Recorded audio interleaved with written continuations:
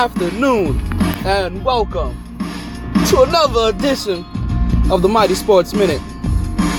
I am your host, Talon Taylor. There's about another 90-degree day here in South Florida. It's scorching, one of them days that feel like another one of those feel like 102. It's cloudy outside, look like it's about to rain. You know what they say, every day in South Florida is about a 50% chance of rain. But regardless of what the weather is, it's always a good time to talk some sports. So, let's get talking. Man, can I say how much I missed you guys? Absolutely missed you guys. It's been, believe it or not, it has been almost 3 weeks. Put it this way. Last time I spoke to you guys, it was before 4th of July. And I have to apologize. You know, on top of it being a slow sports month, July happens to be a very busy month for me. You know, we have 4th of July, and July is also my birthday. You know, so things get, August 1st is my mom's birthday, so July in its totality is a busy month for me. So with that, you actually get a special treat, because for these next couple of days, everything that I've had pinned up for the last 3 weeks, you're gonna get a lot of short shows for. So bear witness and be ready for it, because they're gonna start coming at you guys fast, hard, and heavy. I do want to do one thing though before I even get into it. I want to thank all the friends and family that have taken up the time to follow me and to listen, and to all of the strangers. It's not a lot of you guys, but anybody else that's taken the time to follow, listen to me, thank you. Thank you. You have no clue how much that means to me. But without any further ado, let's get talking. We're just going to decide to call this one the Tom Brady edition. This is all about the deflate game. I told you guys some time ago that I wanted to talk about Tom Brady because I was upset. I really was upset with Tom Brady for this whole deflate gate thing. And I'm gonna have to remind you, I'm a Jets fan. So I'm not mad at Tom Brady I'm not rooting for Tom Brady to be suspended. I'm not like, oh, this is what he deserves, even though this is kind of what he deserves. I'm mad at Tom Brady for a completely different reason. And that is because before the deflate gate, before they talked about his suspensions, well, even around the times we were talking about, but well before they were talking about the deflate gate and the suspensions, or during the time, okay, I can't say before because all of these stuff happened after the deflate gate came out, because all this stuff happened in the off season. But after the draft, after all the off season moves, and while we've been sitting here waiting, I was looking at it, I'm like, I don't think the New England Patriots are going to win the division this year. And I know what people are going to say. These are the New England Patriots, and they've been crushing this division for a decade now. And how can you, as a Jets fan, say such blasphemous things? You guys haven't sniffed the playoffs since Brett Favre was sending dick pics to random broads. Fair enough. But I can say the same thing about Miami. You know, since Reynolds was out there, puffing away at the stadium, Miami hasn't really been too relevant either. So a lot of teams in our division hasn't been relevant. But that hasn't stopped the thought that I still think, or the fact that I still think, that Tom Brady and the New England Patriots are going to go 2-4 in our division. Yes, 2-4. Yes, I'm going to say it. The New England Patriots are going to go 2-4 in our division, and they're not going to win it. Well before Tom Brady was ever going to be suspended, well before Tom Brady does get suspended, even with Tom Brady in the starting lineup for all 16 games, I still think they're going to go 2-4 in the division. Now, granted, the first 4 games of the year doesn't really involve much division games, but everything else after that does. And so while my prediction for the division win is going to stay very much intact, or has the highest probability to stay intact as much as possible versus the components that I thought was going to take place for him to lose the division. You know what I mean? Like, those components that were going to be there for him to lose the division are still going to be there. Or be 2-4 in the division are still going to be there, because they're not going to play a lot of games in that first. They weren't going to play a lot of those games in the first 4. Now, the rest of the season now is going to be something different. And I really don't want him starting off this season on a rocky note just because, he's been suspended. I don't want the tail end of the season to all of a sudden fall by the wayside because they're no longer there either. Because Tom Brady's no longer there either.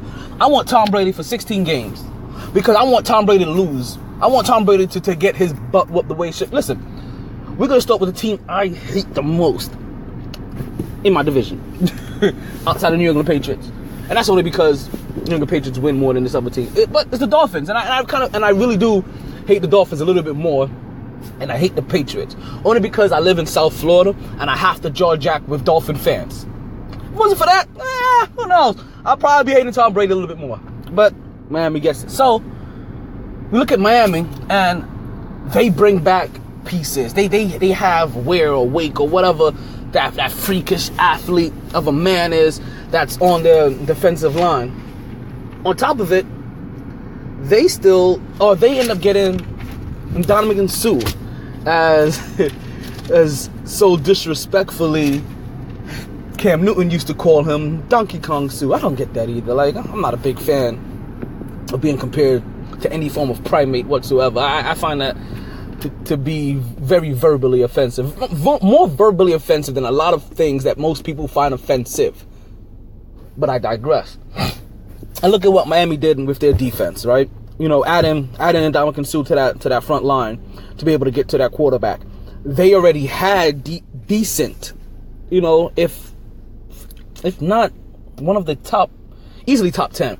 But I want to give them a little bit more credit and say top 5, somewhere around there. Players when it came to defensive backs. So I look, and then their quarterback, Tannehill, out of all the quarterbacks in our division, outside of Tom Brady, of course, he is the most proven.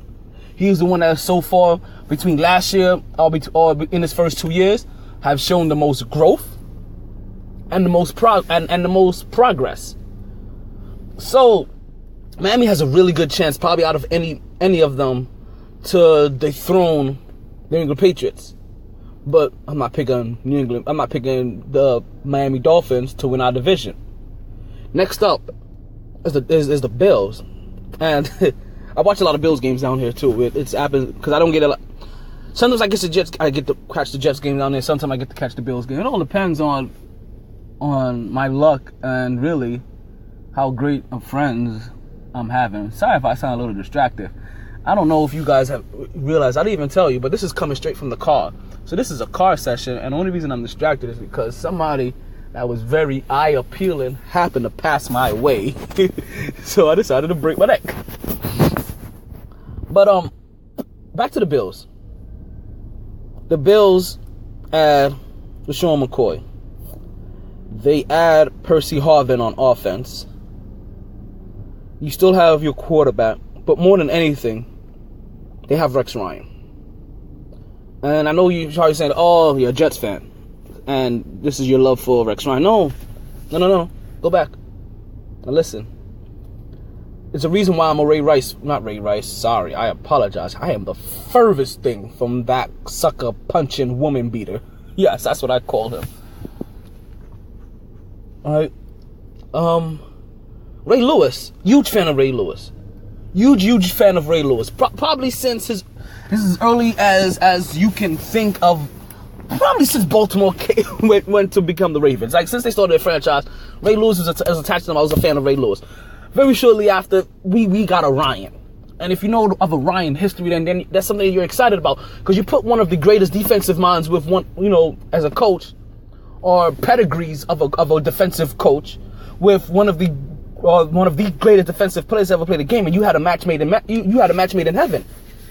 So Rex Ryan from Baltimore has always caught my eye. So when he came over to the Jets, yes, excitingly happy. I told you, same kind of thing happened with me and the Knicks, but we ain't gonna talk basketball. Same with the Knicks and Coach D'Antoni from Phoenix. That also spawned a whole bunch of things. Me following Joe Johnson, to Atlanta, to Brooklyn. Me following Josh Smith from Atlanta to Sacramento to Detroit to now the Clippers. You know, for me, even having a love for Stoudemire before Stoudemire even came to the Knicks. You know, so it's a whole slew of things that happens when you end up liking, you know, coaches are just off people that have that may not have that stability with their franchise. And I have about like 1 minute left here before I have to go back in from lunch. But you know what?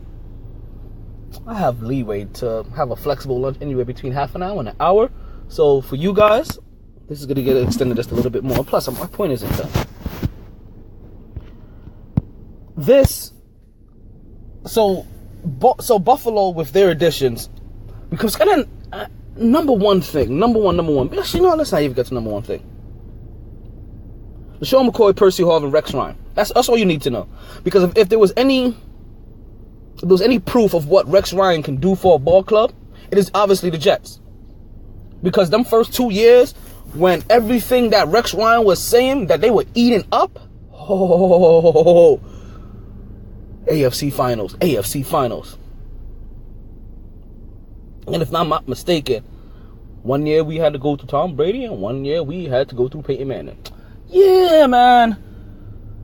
So I look at Buffalo as this revamped energetic guys, and then if I'm not mistaken, if I remember hearing correctly, when and I don't have this written down in any of the papers I have here, so I may misspeak if I say this without it, but I don't think I'm going to. If I'm not mistaken, Buffalo and the Buffalo Bills alone are the only team that has 4 players on their defensive line and were all voted into the top 100 players list. If I can remember that tidbit correctly, yes, that makes it scary for me, and I'm still not picking Buffalo. Because you already know where this bias statement is going to it is biased. It is slightly biased on my part, and I'm going to admit that. Yes, I think the Jets are going to win the division. Because when things were right, we were right there. You understand? Like, even over the years, I didn't see, like, I wasn't worried about Buffalo. We weren't worried about the Bills. You know, it was New England, New York for a while. It wasn't very long, but just for a while. So, yeah. You can't deny what the Jets have done. Because the Jets, out of all of the teams in the division, is the only team that addressed every single solitary area that they needed help in.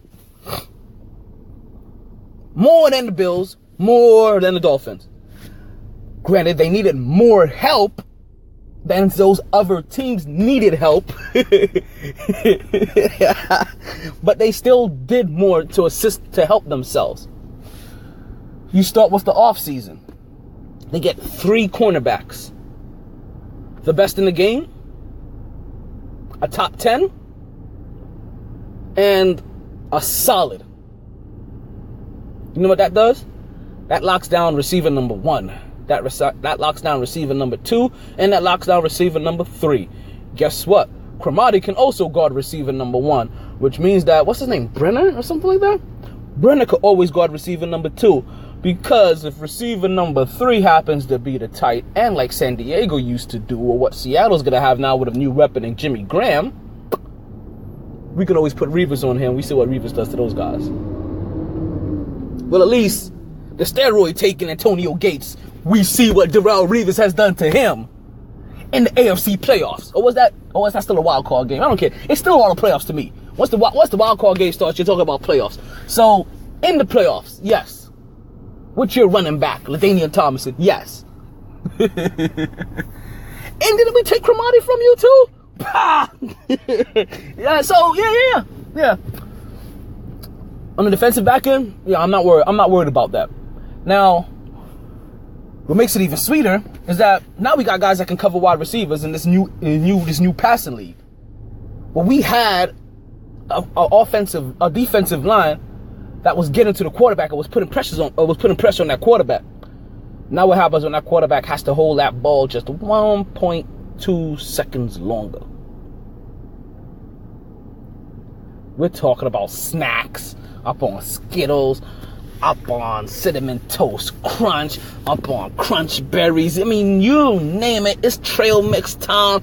It is a big basket of McDonald's fries. We are going to be grabbing. And I'm excited. Then you talk about adding Brandon Marshall to your wide receiver set. Adding the rookie wide receiver to your wide. So it's the entire time we were talking about, oh, Eric Decker isn't a true number one. But guess what? Eric Decker no longer has to be a true number one. We have Brandon Marshall for that. And now Eric Decker goes to go to number two. And then Jeremy Curley can be that slot receiver that he has elevated at. Or he has been so highly successful. Not highly successful, but he has been highly successful at for the Jets. And then we have Jason Morrow and see if Jason Morrow could come along. But more than anything, we still have to worry about that quarterback getting the ball to them. But that's also why we have a backup quarterback that we just picked up in the 3rd round. So Geno can decide to mess up at a quarterback position if he wants. We have his replacement intact and ready to sling some balls. But the most, I guess, shocking thing to me, that everybody, when I say everybody, I mean everybody is overlooked. And this I probably do need my numbers for. The Jets have, if I'm not mistaken, about 3 to 5 running backs on their roster. And it's been said that they probably won't keep all those running backs. And I say, why not? Why wouldn't you want to keep 4 or 5 solid running backs that you could just go and change pace with? But now, granted, I think it may be like more than 4 because I don't think Johnson is anymore. CK2J, whatever his name is, 2KCJ. I don't think he's there anymore. But even if he is or if he isn't, right? That's still, if he isn't, that still only breaks it down to 4. If he is, I think that is what takes us up to 5, if I'm not mistaken. So if you have a quarterback that you don't think can get the ball to the 4 weapons down the field that he has, why not have 5 running backs and run the ball 500 times? You see what I'm saying here, right? You have to understand what I'm getting at. If you have 5 running backs, I don't care if you have Brandon Marshall, if you have Jason Meyer, if you have Curley, if you have Eric Decker, if you have that rookie. I don't care if you come up with 5 wides. If you want an I formation and run a 2 back set, run a 3 back set, you know, I'm sorry, it's gonna be a 2 back set. But you want a 2 back set all the time, and we're constantly running an I formation, 2 backs, along with what we have there at wide receivers, and we have them guessing, and we're rotating backs, and our backs never get tired, and we can run that ball 40 times a game. Oh yeah, no, right, yeah. New England's going down. Yeah. That's the reason why I've said it. So yes, I'm 100% fully upset with Tom Brady at this day because he jeopardizes my prediction. And I want my, as anybody does, I want my prediction to be right. I want to have a little bit of bragging rights. You know, I want to be able to look at the Dolphins fans and be like, ha. Look at the Bills fans and be like, you are like a stepbrother, but ha.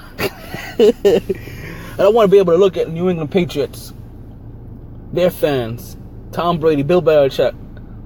Look at them. I don't even ha. Don't even give them that. Let's turn my back on them. Let's just turn it and be like, come catch me if you can with a gingerbread man. Thank you for listening to this edition of the Mighty Sports Minute. I really do appreciate it. As once again, whenever you get a chance, don't forget to check me out on my blog, wordpress.com. mytsports.wordpress.com? Something of that nature. But it's MyT Sports. It's on the WordPress. Check out my Facebook page, Mighty Sports. Check out my Twitter page, Mighty Sports. That is very soon. That is probably going to be the only thing that's going to change to this. As I've thought about it, my Twitter handle is going to change to The Talent Show. That's going to be TALLONT Show. Talent Show. Because my name is Talent T. Taylor. In case you didn't realize that. Yeah, Triple T, baby. Let's see, check out my Facebook. Already said that. Check out my Twitter. I've said that too. I will tell you to check out my Google Plus, but I just saw the other day that Google Plus is going down. So I'm not gonna really tell you to check out my Google Plus. Plus, that's such a relief to me. I wasn't really using Google Plus. I have a Periscope that you can check out every once in a while. Haven't broadcast anything but personal life stuff. But check it out. What else is out there? That's gonna be about it for today's show. I thank you. Thank you guys for listening. Oh, before we go, quick movie review. I saw Terminator Salvation. Sorry. I kept on calling it something else. Like genocide or something. I was calling it Terminator Genocide, but it's Terminator Salvation? Terminator Genocide? Terminator Generations. Something of that nature. I saw the new Terminator movie. It also happened in the month of July. And I told you, busy month. I've been all over the place. I saw a couple of movies this month, but I'm going to tell you about Terminator first. Terminator, I'm going to give 4 mites. Yeah, 4 mites. Like MyT Sports, 4 mites. MYTS. I'm going to give it 4 mites out of 5. Only because I didn't quite like how the ending was. But even after I saw the ending, it made me go back and think about all the endings. And I was like, I guess they all kind of have this form of ending to them at times, or throughout times. But I'm going to tell you what the number one thing about that movie was. And I got it for me. Which makes it very hard to not want to give it a 5. This movie made me want to go back and watch all of the past Terminators for any references or for any tidbits that I may be missing in the newest movie. So my only recommendation to anybody that's going to go watch that new Terminator movie, if you haven't watched it yet, go watch all the old Terminators first. There are going to be things that are going to pop up in this new Terminator that if you're like me and you haven't seen Terminator 1 in about 20-25 years, you're really going to try to play it back in your head to try to think, man, why does this look familiar? What do I know this from? And what is the relevance to this? That's my time. I'm out of here. I gotta go before I have to stay at work until like 6 o'clock or something. You guys have been amazing.